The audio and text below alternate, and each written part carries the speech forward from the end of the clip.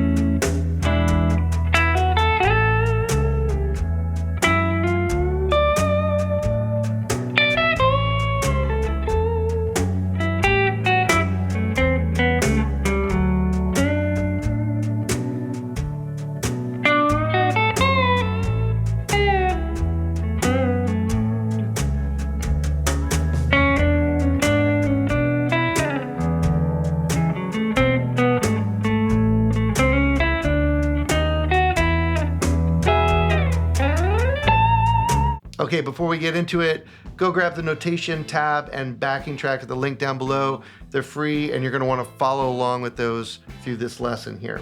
Also check out my teaching website, the link to that is down below. And if you dig this lesson when we get to the end, hit that subscribe button. All right, so chord melodies can be a little intimidating, I think, for a lot of players, especially if you're coming from a blues background. So I'm going to show you some simple ways that you can start to work on this and fold this into your playing. So let's start by learning our dominant 7 chord inversions, and we're going to do this on the top 4 strings of the guitar. Yes, you could do this on other string sets, but let's start simple and do something that we could kind of manage at first. So I'm going to start off with a 3rd inversion, a 7 chord on the top 4 strings. So that has the flat 7 on the bottom, but what I'm most concerned with is what note is sitting on top of every one of these chord inversions. Because with chord melodies, the top note is your melody note, and you can think of it like you're harmonizing down from that top note. It's not about what's on the bottom so much. So yes, this is a 3rd inversion A7, but I'm looking at this more as an A7 with the root on top. Then I have a root position A7 with a 3 on top. 1st inversion with the 5 on top. And a 2nd inversion with the flat 7 on top. Now for what I'm going to be teaching you today, I'm going to soup this one up a little bit, and I'm going to add in a 9 because I think it sounds nice. So it's not a true inversion of the other ones, but we're going to throw that in there. So 3rd finger there on the 16th fret of the G string will give us the 9. Flat 7 on top there. Okay, so just to go over those again, this is stuff that you want to practice up and down and get really comfortable visualizing those shapes and connecting these things. So A7 with A on the top, A7 with the 3 on the top, A7 with the 5 on the top, A7 with the flat 7 on top. And you could just make a drill out of this.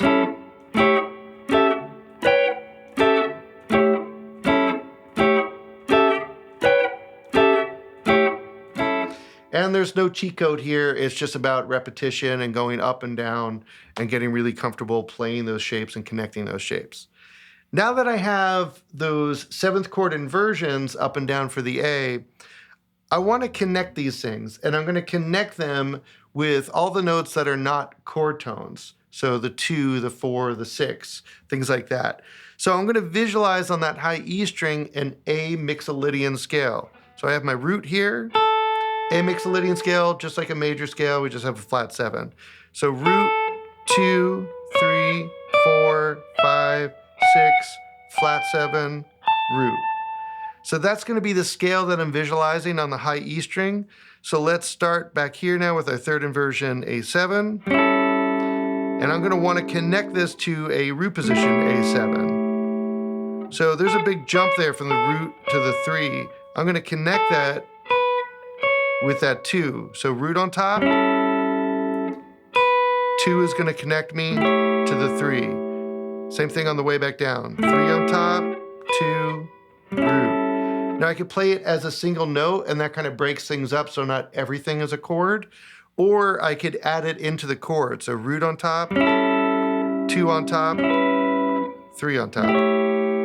On the way down, 3 on top, 2 on top, root on top. And I could do that with all these inversions. So start with the root, connecting to the 3 with the 2 there, 2, 3, 4, 5, 6, flat 7, and I'm going to connect up to this root here. And you notice I don't have another diatonic step from the flat 7, so I'm just going to use a 7 and get a little chromatic connection here. So flat 7, 7, root.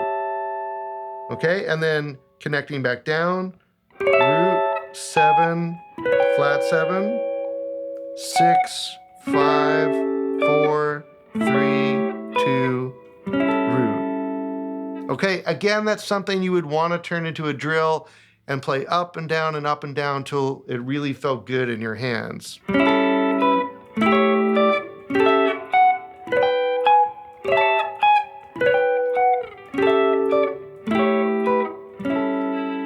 Okay, now if we're doing that for A, we have to do that for the 4 and 5 chord over a blues also, so we have to do this for D and E, so let's go over those. So for D, I'm going to start with whatever's closest to the note, which is usually what I would do when I'm working on things in different keys. So here I have a D7 chord. It has the 3 on top, root position, 3 on top there. Next inversion would be first inversion with the 5 on top. Next inversion would be second inversion, the flat 7 on top, I threw the 9 in there.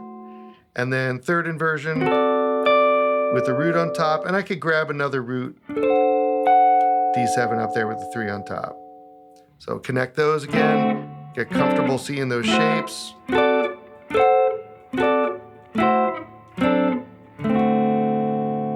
Once I'm comfortable seeing those shapes, then I want to visualize the D mixolydian scale on that string. So I have 3, 4, 5, 6, flat 7, chromatic connection to the root, 2, 3, let's turn it around, 3, 2, root, chromatic connection to the flat 7, 6, 5, 4, 3. Another thing, you would run up and down. So for E, I'm going to start with a third inversion E7. It's got the flat 7 on the bottom, it's got the root on top.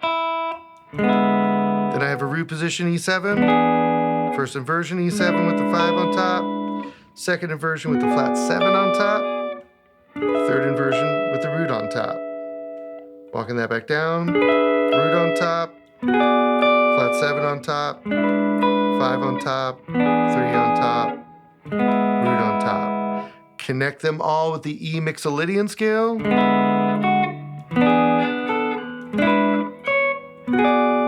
Chromatic connection there.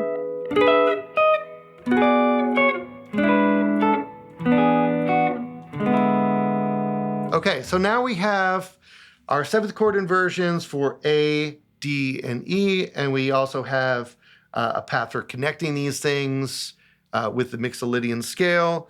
So sounds simple, but it's working. It's not the hippest thing in the world yet, but we're going to do something that's going to make this sound a little bit cooler. And we're going to add in half-step approaches. Before I get into that, again, if you're digging this lesson, help me grow this channel, hit the subscribe button, check out the teaching website.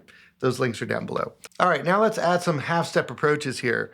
So I could do this a couple different ways. Let's take that third inversion A7 chord again, the root on top, and connect that to our root position A7 with a 3 on top. So I'm going to put a half-step approach before this 3 on top. So first I'm going to do this in time just as another 8th note. So 1 and 2 and. So I took the whole chord and approached every note from a half step underneath. 1 and 2 and.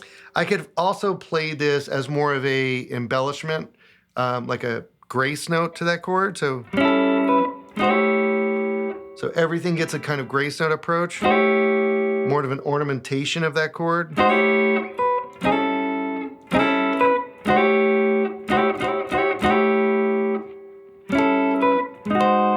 And there's more in time.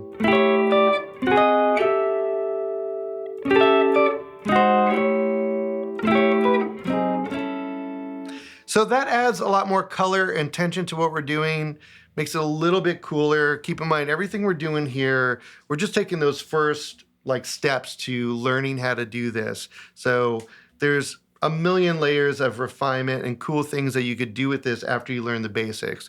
You could superimpose other progressions over a blues. You could use secondary subdominants, secondary dominants, add in more chromatic connections, harmonized blues scale with stacked fourths, contrary motion. There's so much fun stuff you could do with this. But this is where you want to start. You need a good foundation with everything. I want you to take a look at this performance again, and I want you to look out for these inversions, look out for how I'm connecting them, where I'm putting half-step approaches. Follow along with your notation and tab. Use this as inspiration. You can learn the solo that I'm playing here. It's all tabbed out for you. But what I would love for you to do is really work on all this stuff and start to make up your own solos. All right, let's check it out.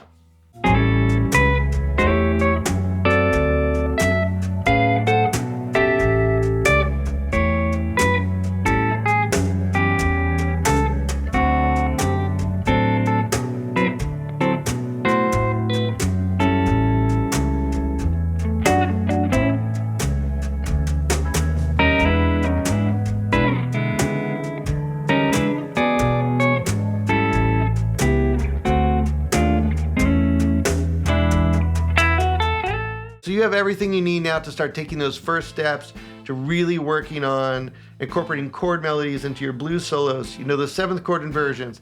You know how to connect them. You know how to add in half-step approaches. You know how to do this for A, D, and E.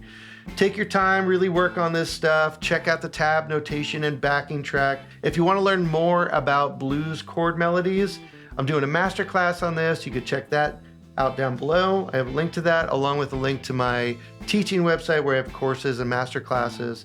And if you're digging this lesson, please subscribe. Helps me keep building this channel. Thanks for watching, and I'll see you in another video.